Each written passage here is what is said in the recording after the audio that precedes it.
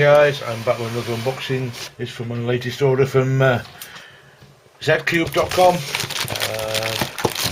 I think, what am I going to do? Yeah, I think I'm actually going to take all three of these out at once, actually make one super impressive video on these three. I think some of these have been out for a little while now, and obviously it takes me a little while to get them, and obviously it's a very similar range. I think that's everything out of that box now, it is indeed. So let's just kind of get them out of the bags here one at a time. Try not to break them. Let's start with this one actually. So this is Oskar's Icosaix. If you've seen older videos on Eitan Star, you'll know that this was anticipated for quite some time as a puzzle that might be around in the future. And that's because the strip around the side always had this label on it, the Oskar Icosaix, down the side. So even though, actually I need to zoom this out a little bit, don't I, because it's a bit too close, so you can't really see it too well. Okay, obviously because it's a big puzzle. So there was no announcement about the puzzle whether it was actually going to come about or not. It's just always had that on, so obviously it was already in development, but Oskar said at the time that it was only a possibility when people started seeing this. But yeah, it's great that it finally came out. It's been around for a little while now, obviously, but with my hiatus I never got around to buying it, and I kind of get the strip off in one piece, do you think? And do I care whether I can or not? It is a bit of a shame, because I kind of, it'd be nice to be able to leave that intact, but I don't think you can. So I think what I will do is just cut along the seam there, try and keep it sort of intact. Let's, if I can. Oops, not very accurately, apparently. There we go. And I was looking at the wrong part as the part to cut. Trying my best to avoid slicing any parts of my finger off.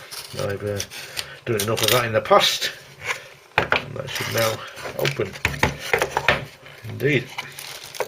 So there it is. So if you're a fan of Oskar van Deventer's YouTube channel, like most Twisted Puzzle fans are, because why wouldn't you be? Because there's some of the most amazing puzzles you could ever imagine on there. They were seeing this quite some time ago. So let's get that out of the way.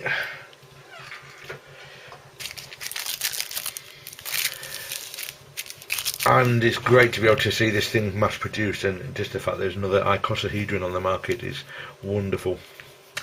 So straight away you can kind of see there's some similarities to, oh wow, look at the way it overhangs there. It's kind of pointed downwards. I don't know whether Eitan starred or something like that or not, but immediately that first turn, now I've heard some poor things about this puzzle, but that first turn, I'll be honest, is fabulous. It feels great. Now I know some people have said that there can be issues with these little petally things inside. They can pop and come out of position and be very difficult to reassemble, and I've just seen another problem with this thing, which is that corner rotates far too easily, which is a real shame actually, because it's easy to do accidentally while you're rotating a face. Just push on that and accidentally turn it with your thumb like that. That kind of makes the solve a bit more, I was going to say challenging. The problem is you might reach kind of parity type situation or an impossible state because you've accidentally twisted one of them. I've had that. What puzzle was that on? Was it the no, it wasn't the pentagram, but something along those lines about the same thing.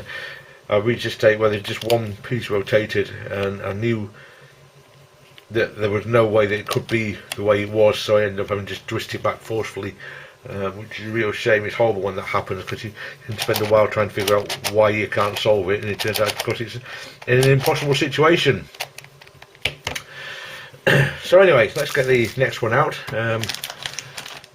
What shall I go for? We'll go for this one, the Radiolarian. I think the kind of these puzzles have a kind of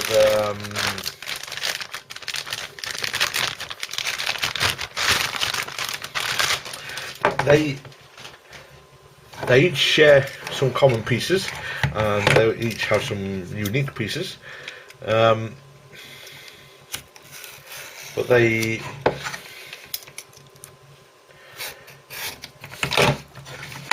increase in cut depth through the series or the range of them, but the shared pieces will solve the same way on each puzzle, and I think this is the next cut depth that adds a little something between the two, if that makes sense. Between this and obviously the third one is going to be Eitan Star, because there aren't that many Icosohedron on the market to be really any ambiguity about that. I hope some more do come along. It would be great to see some more of the Radiolarian series that Jason Smith designed. Whether they're possible or not, I don't know, because they use some quite complicated mechanisms that may well not be mass producible. But anyway, here it is. This is the Radiolarian. So I'm looking, actually, the petals are obviously clearly interior pieces there, but with the different cut depth. Now, which one's deeper? Actually, the Icosaix is deeper. I actually thought the Radiolarian was probably a bit deeper, but it's not. It's the fact that it's a bit shallower exposes those interior pieces. Those petal pieces that are just interior pieces on there come to the outside of this one and become these little kind of triangular pieces around the corners. So they're essentially the same piece, but they're not visible on the Icosaix. So other than that, let's see what they share. The corner types, so you've got pentagons on the corner which move in exactly the same way, so obviously they'll solve in exactly the same way on the two puzzles. They share, now they're triangular on these pieces, but they're kind of kite shaped on these. They will operate in the same way, because you've got two of those that move along on each face with every turn. They've also got these edges which are actually look identical, not just similar. So really the only difference between these two puzzles is that the Radiolarian has the triangular pieces around the corner, the 5 of them in a star shape. So other than that, they're basically going to be identical to solve. So,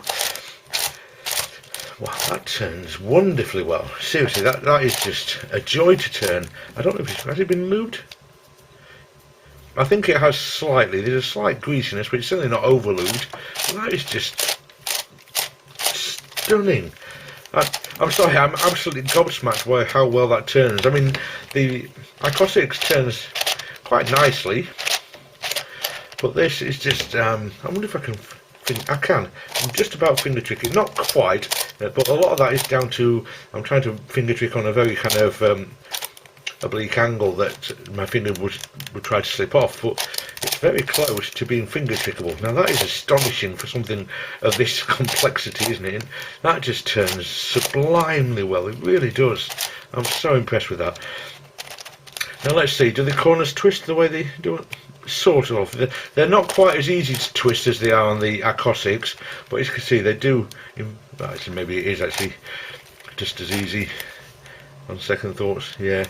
But whether it will actually happen is likely, because you're not actually going to be pushing against the corner so much perhaps while turning it. And I think that's probably the key, to make sure you use the edges when turning these rather than pressing against the corners. But of course when you're in full flow doing algorithms while solving a puzzle, you tend to forget about things like that. You're just busy sort of like running through your algorithm. You don't worry about where your hands are placed. So whether it actually can train yourself to do that or not is an entirely different matter. So let's get the final one out of the packaging. Oh, and that one's already open for some reason. Why would that one be open and all the others still not opened? Sealed, that's the word I'm looking for. Sealed. There. Aye. Okie dokie. Whatever. So, stickers, puzzle, more stickers. Now, obviously, I'm going to try and take a bit of time over deciding on the colour scheme, and I'm going to make them identical colour scheme as I sticker these. So Eitan Star, I'm not going to go into this too much because obviously I've done an unboxing on one of these before. I've since sold it, but I'll go back again. Quite stiff compared to the other two. I can't remember. Oh, that's really tight actually. I seem to remember this turning really, really well in my previous one, so maybe it's just that it's no lube on it and needs a little bit of breaking in. So, but that is, yeah, quite a lot tighter than I remember my old one being. Having said that, I can feel actually that it's breaking in a bit straight away, so maybe it did just need a bit of work. I honestly can't remember whether I did any breaking in work on the last one at all. Now, because it's, I think it's about a year and a half, maybe even 2 years since I bought it now, so having said that, I never did get around to solving it. I scrambled it, then got kind of, I was going to say sidetracked is the wrong thing to say, because it's normally the puddles that sidetrack me, but I was busy doing my final year of my university degree and didn't do much puzzling for quite a while, and this kind of sat on the shelf and I never got around to getting back to doing it, to be honest, which is a real shame. It's silly that I didn't. So let's compare it briefly to the other two. Obviously it's got the same corner pieces that the others have got. It's got these same kind of star pieces, triangular pieces in a star around the corner that the Radiolarian has got. The biggest difference with the extra cut depth, it's a lot deeper than either of the two, the cut depth, is these triangular pieces, these large triangles that are exposed. These long triangles are going to be equivalent to these kite shaped and on the Radiolarian, and the 3 triangles next to the corners on this one. And another big difference is that you don't have the edge pieces you get on the other two. You've got these 2 kind of diamond shaped edge pieces on the Icosaix and the Radiolarian, but they're just lacking from the Eitan Star, and I suspect it's actually, you can see there's kind of a point sticking out there in the centre of this edge here, which where that edge probably would be. So I think it's probably because of the extra cut depth has reduced it until it's basically become an interior piece. So yes, there we go. I'll go away. Excuse me, I do apologise. I will go away and get these 3 magnificent puddles stickered. It's amazing to have 3 Icosohedron puddles in my collection. Is something I hardly imagined it would ever happen actually. So I'll go away and get them stickered, and I'll come back to you with some more once I've done that. Okay, so these 3 gorgeous puddles are now stickered. One minor gripe, the stickers available for the stickers they sent for the Eitan Star are slightly different shades. There's 2 different colours of stickers sent with this than there are with the other 2, which is a shame. I'm not completely OCD, so it doesn't really matter that much, but I'd prefer them all to look the same. But I can arrange them in a way that is identical at least. So yeah, but otherwise I'm very happy with them. Beautiful, beautiful puddles.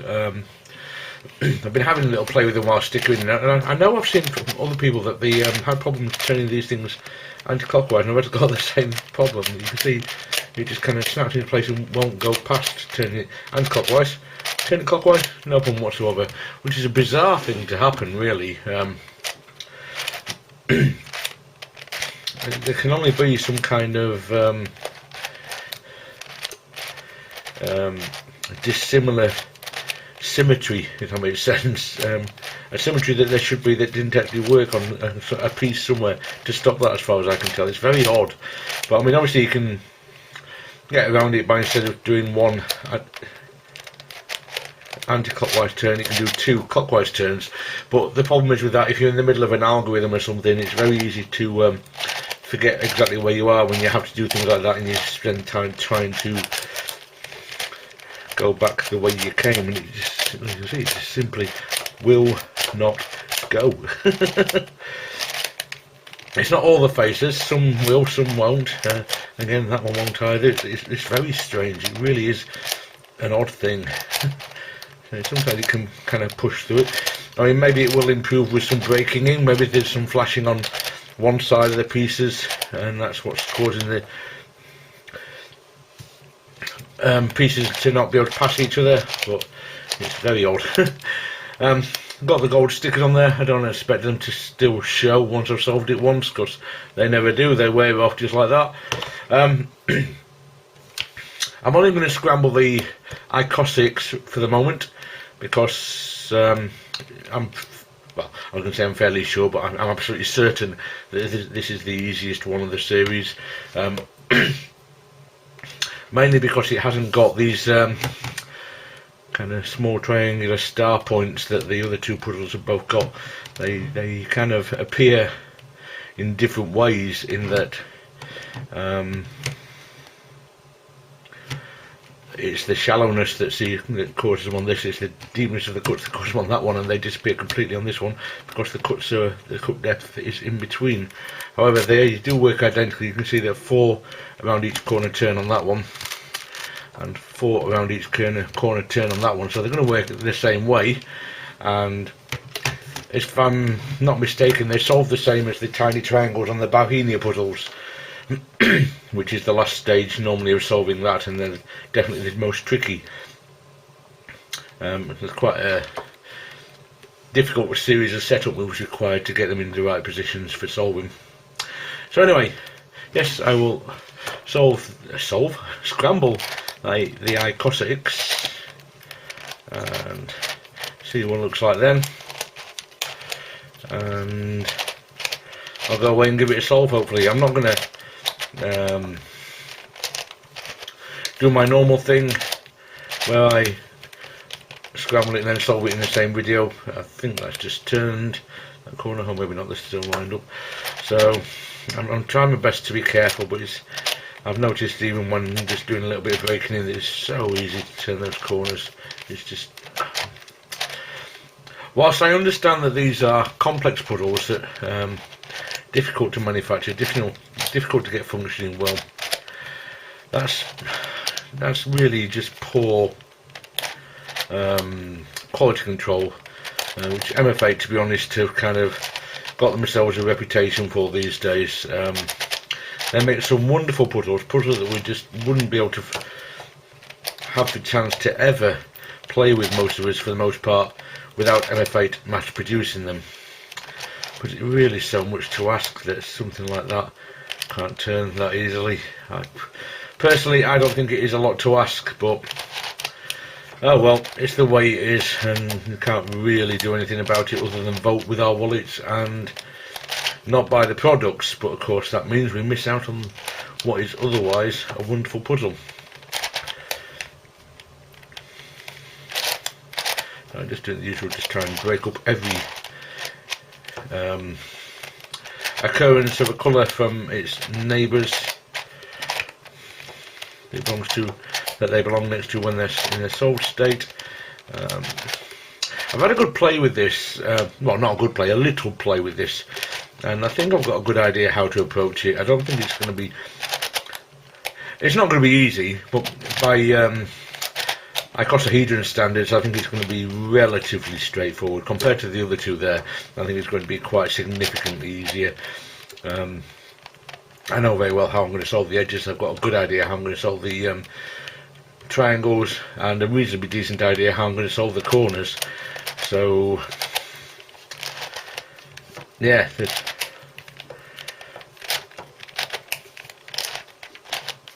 not too much other than that I've got to figure out, as long as what I think is the way I'm going to approach it actually works. So yeah, I think we can call that scrambled now. Doesn't that look fabulous? I'll go away and have a play. So yeah, that's it for this video, guys. Thank you very much for watching. I'll see you next.